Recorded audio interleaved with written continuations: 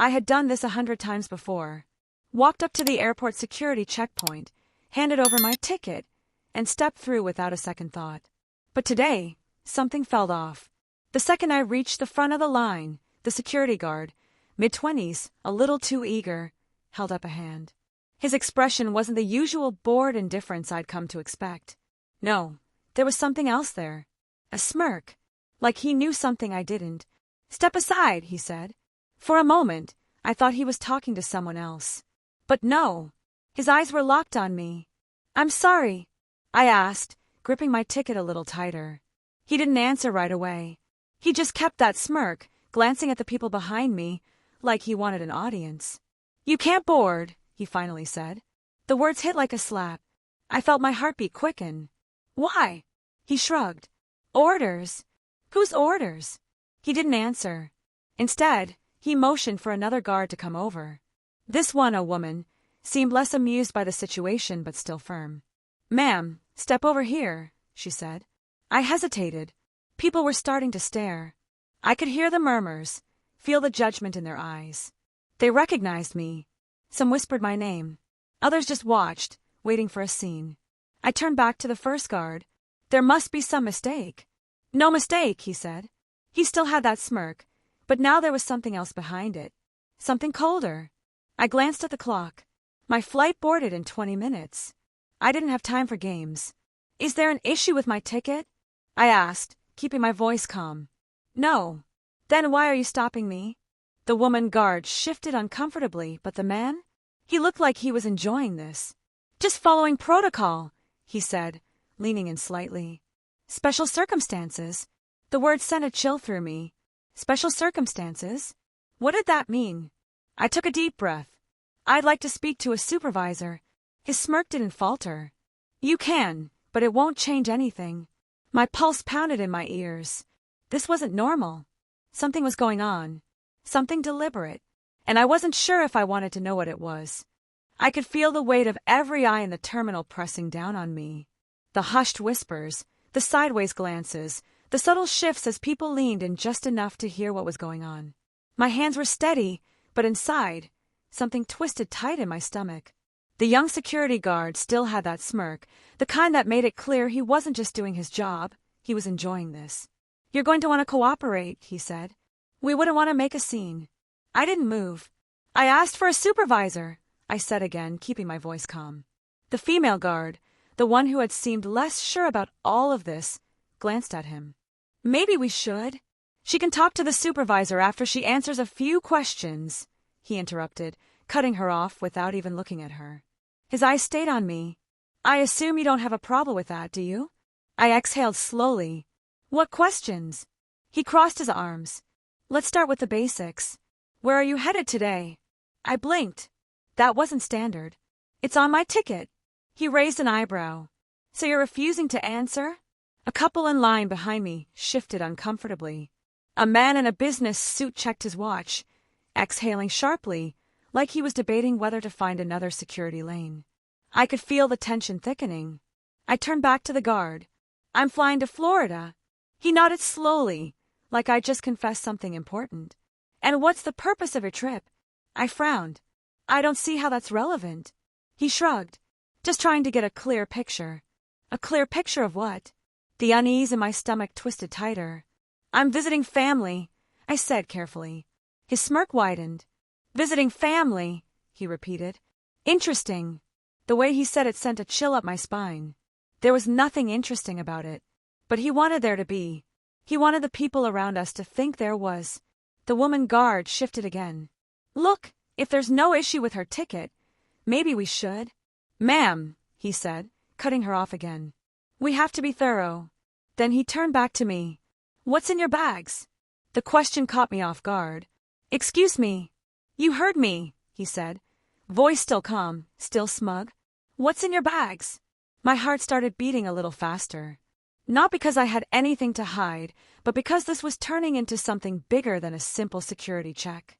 Clothes, toiletries, personal items. I met his gaze. The usual, he repeated, nodding slowly. "You wouldn't happen to have anything unusual in there, would you?"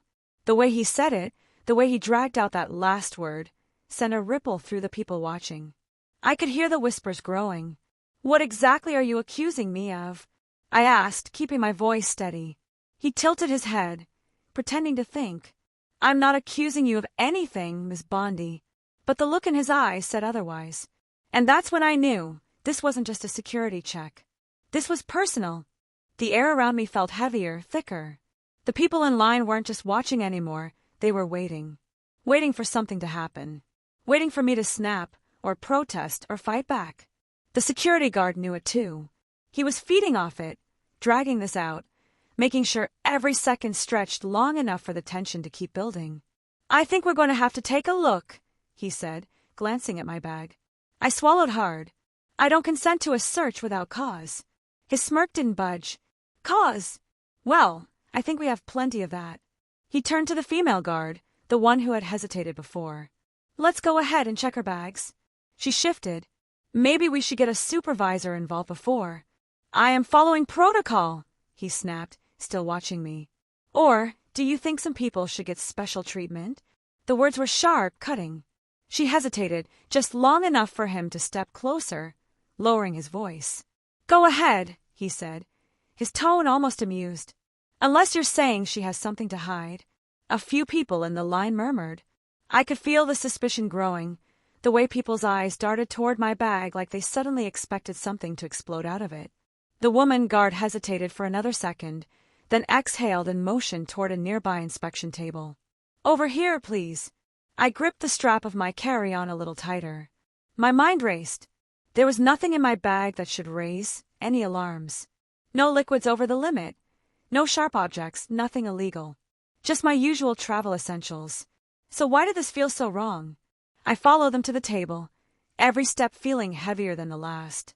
The second we stopped, the male guard reached for my bag, yanking it open before I could even set it down. "Careful," I said, my voice clipped. "Oh, I'm being careful," he said, flipping the top open and pulling out the first item he could grab. A folded sweater. He shook it out like he expected something to fall from it, then tossed it aside. Next came my toiletries bag. He unzipped it slowly, glancing up at me like he was expecting a reaction. I gave him none. He pulled out a small bottle of lotion, a toothbrush, a few travel-size containers, inspecting each one before tossing them carelessly onto the table. Then he reached for a small velvet box at the bottom of my bag. My breath hitched. His eyes flicked to my face, catching the moment of hesitation. His smirk returned. "What's this?" he asked, holding it up between his fingers. I clenched my jaw. "It's personal." He raised an eyebrow, tilting the box in his hand. "Personal, huh?" The tension around us thickened. The people watching leaned in just a little closer. He popped it open. Inside was my mother's locket, a small, delicate gold chain with a heart-shaped pendant. A piece of her I always carried with me. He let out a low whistle. "Fancy." My hands curled into fists. "Put it back." But he didn't. He turned it over in his fingers, examining it like it was something suspicious, something he had the right to hold. "This means something to you?" he asked. My throat tightened. It was my mother's. Something flickered across the woman guard's face, something like regret, but the man? He just laughed under his breath. "Touching," he said, but he didn't give it back. Not yet. I could feel the heat rising in my chest, my patience slipping. This wasn't just about my bag. It never was. This was about control, about humiliation, and he wasn't done yet. The locket dangled from his fingers, swaying slightly as he turned it over, inspecting it like it was some kind of contraband. My pulse pounded in my ears. People in the terminal were staring. I could feel their judgment, their curiosity, their hunger for something dramatic to unfold. He knew exactly what he was doing. I reached for it, but he took a step back, keeping it just out of reach. His smirk never wavered. "You seem awfully protective of this," he said, rolling the chain around his fingers. I forced myself to stay calm.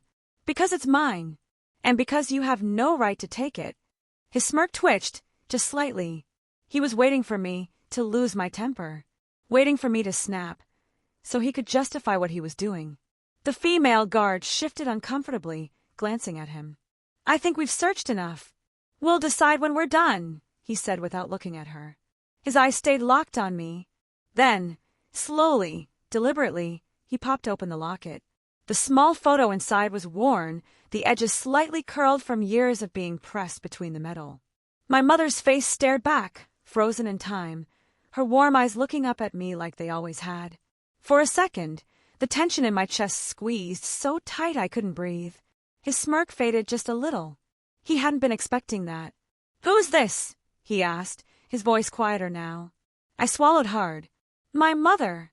Something shifted in the air between us. The people watching didn't know what was happening, but they could feel the energy change. His fingers hovered over the locket, his expression unreadable. Then, just as quickly, his smirk returned, and he snapped it shut with a click. "Looks suspicious to me," he said, dropping it carelessly back onto my bag. The way he said it, loud enough for the people nearby to hear, was deliberate. He wanted them to question, to wonder, to assume. A woman in line whispered something to her husband. A man near the front folded his arms, shaking his head. The guard had planted the seed of doubt, and that was enough. I clenched my jaw. "You've searched my bag. You've gone through my things. There's nothing here." His smirk deepened. "That's not up to you." I gripped the edge of the table, my nails digging into the surface. "Then who is it up to?" He just stared at me for a long moment, like he was debating what to do next. How much further he could push. Then he reached for his radio. "We might have something," he said. The word sent a cold wave through my body. The female guard stiffened. "What?" He didn't answer. He was still watching me, still reading my reaction, still playing whatever game he thought this was. He let the silence drag out, let the uncertainty spread through the people around us, before finally, slowly, lowering the radio back to his side. "Nah," he said, shrugging. "False alarm." Then he turned back to me. "You're free to go." Just like that. Like none of it had happened. Like he hadn't just tried to humiliate me in front of an entire terminal. Like he hadn't just made me doubt, for even a second, that I would make it onto that plane at all. I stared at him, waiting for an explanation, an apology, something. But he just smirked. And in that moment I knew. This had never been about security. This had been about power. I reached for the locket, my fingers closing around the cold metal. My heartbeat was still racing, but I forced myself to stay calm. The security guard had gotten what he wanted, the attention, the control, the satisfaction of making me feel small. But I wasn't going to give him the reaction he was hoping for. I zipped up my bag and turned away without a word. I could feel the weight of everyone's stares pressing down on me, some curious, some judgmental, some just entertained by the spectacle. I just needed to get to my gate. I took a step forward, but a voice stopped me. "Ma'am." I turned. It was the female guard. She looked uneasy, like she wanted to say something but wasn't sure if she should. I waited. Her eyes flicked to the male guard, who was already walking away like none of this had ever happened. Then she looked back at me. "Be careful," she said, her voice barely above a whisper. A chill ran through me. "What do you mean?" She hesitated. Then, just as quickly as she had spoken, she turned away and walked in the opposite direction. I stood there for a moment, my mind racing with possibilities. Be careful. Be careful of what? Of who? I didn't have time to dwell on it. My flight was boarding soon. I took a deep breath and started walking again, determined to put this behind me. But as I approached my gate, something else stopped me in my tracks. A familiar face. A woman in a dark blazer, standing near the boarding area, her eyes scanning the crowd. When they landed on me, she smiled. But it wasn't a friendly smile. It was calculated. I knew her. Not personally, but I had seen her before. On the news. In political circles. She worked for a major network, one that never missed a chance to spin a story against people like me. And now here she was, waiting. For me. I gripped the strap of my bag tighter. I could already feel it coming. She took a step forward. "Pam," she said, her voice smooth, practiced. "What a surprise." I forced a polite smile. I didn't realize I had fans at the airport. She chuckled. "Oh, you'd be surprised who's paying attention." I didn't like the way she said that. I moved toward the boarding line, but she stepped in front of me, blocking my path. "Leaving in a hurry?" she asked. I met her gaze, refusing to let her see any hesitation. Just trying to catch my flight. She tilted her head. You sure there's not something else going on? My stomach twisted. She knew. Somehow she knew. About the search. About the locket. About all of it. I kept my expression neutral. I don't know what you're talking about. Her smile widened. Really? Because word spreads fast around here. She glanced over her shoulder, and that's when I noticed it. A camera. Someone was filming. My pulse pounded. This wasn't over. Not even close. I could feel the heat rising in my chest, but I didn't let it show. Not yet. The woman in the blazer was still smiling, still waiting for me to react. The camera behind her stayed steady, its lens locked onto me like a loaded weapon. I had seen this before. A trap disguised as a conversation. A setup designed to pull me in, make me slip, give them the soundbite they needed. I wasn't going to give them that. I forced a polite smile. If you'll excuse me, I have a flight to catch. I moved to step around her, but she shifted just enough to block my path. Oh, come on, Pam, she said, her voice smooth as glass. You don't want to clear up a few things before you go? A few things. I already knew what she meant. I kept my voice even. There's nothing to clear up. She arched an eyebrow. So, you weren't stopped at security? My jaw tightened. A routine check. Nothing unusual. Her smirk grew. That's interesting, because I heard otherwise. I stayed silent.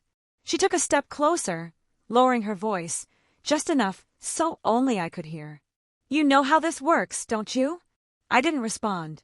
You leave now, and the story gets written without you, she continued. A former attorney general stopped by airport security. A questionable item found in her bag. That's all people will hear. I clenched my fists. There was nothing questionable in my bag. She smiled, like she had already won. But will they believe that? I felt the weight of her words pressing down on me.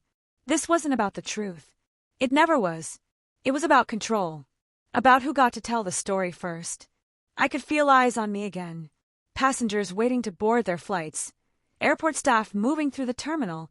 All watching, all listening. The woman leaned in just a little more. Why don't you give me a quote? Something to clear up the confusion. I exhaled slowly. I knew what she was doing. If I answered, no matter what I said, she'd twist it. If I stayed silent, she'd twist that too. But before I could decide, another voice cut in. She's done talking. I turned. The female security guard. She had come out of nowhere, stepping between me and the reporter, her stance firm, her expression unreadable. The reporter's smirk faltered just slightly. Excuse me. The guard didn't look away. I said she's done talking. For a moment, no one spoke. The tension was thick enough to suffocate. Then the reporter's smirk returned, though it didn't reach her eyes this time. She took a small step back, adjusting the strap of her bag. Well, she said lightly, I guess I'll just have to go with what I have. Then she turned and walked away. The camera followed her. I let out a slow breath. The guard looked at me. Are you okay? I nodded. Why did you do that? She hesitated. Then, in a voice barely above a whisper, she said, Because I know what they're trying to do. I studied her for a second, searching for the real meaning behind her words. She glanced over her shoulder. You should go. I didn't wait to be told twice. I turned toward the gate, my pulse still pounding. But just as I handed my ticket to the agent, I caught one last glimpse of the guard. She was still standing there, still watching. And for the first time since this started, I wasn't sure if she had saved me, or if she had just made things worse. The moment I stepped onto the jet bridge, I felt a wave of relief, but it was thin, fleeting. My feet moved, but my mind stayed behind, replaying every second of what had just happened. The security search, the locket, the reporter, the camera. It wasn't over. I forced myself forward, gripping my bag tighter. I just needed to get to my seat, sit down, breathe. As I entered the plane, the flight attendants greeted me with polite smiles, oblivious to the storm still raging inside me. I nodded back, forcing a calm expression. No one could know what I was thinking. I found my seat near the window, slid in, and exhaled. Safe. Or at least, I should have been. I stared out at the airport through the small glass pane. The terminal looked normal, like any other day. Travelers rushing, carts moving, employees going about their routines. But I knew better. Somewhere in there, that reporter was already crafting her story. Somewhere in there, the security guard was still watching. The plane door hadn't closed yet. I felt the unease settle into my bones. A soft voice pulled me from my thoughts. "Excuse me, is this 14A?" I turned. A man stood in the aisle, ticket in hand. His face was unfamiliar, but something about him made my stomach tighten. I glanced at the seat number. "Yes." He smiled. "Looks like we're seatmates." I nodded slowly, watching as he slid his bag into the overhead compartment and sat down beside me. He didn't say anything else, just settled in, flipping through his phone. I turned back to the window. "Stay calm." A few minutes passed. More passengers boarded. The plane filled. The flight attendants moved through the aisles, checking seatbelts, closing compartments. Almost time. Then, just as the last passenger stepped on, I heard it. A voice. Not loud. Not panicked. Just firm. "Ma'am, we need you to step off the plane." I went rigid. The flight attendant hesitated. "Is there a problem?" A short silence. Then, "She's needed for further questioning." The word sent a cold wave through me. I turned my head just enough to see over the seats. Two men stood near the front of the plane. They weren't wearing TSA uniforms. I looked at the flight attendant, waiting for her to push back, to question them, to ask for credentials. She didn't.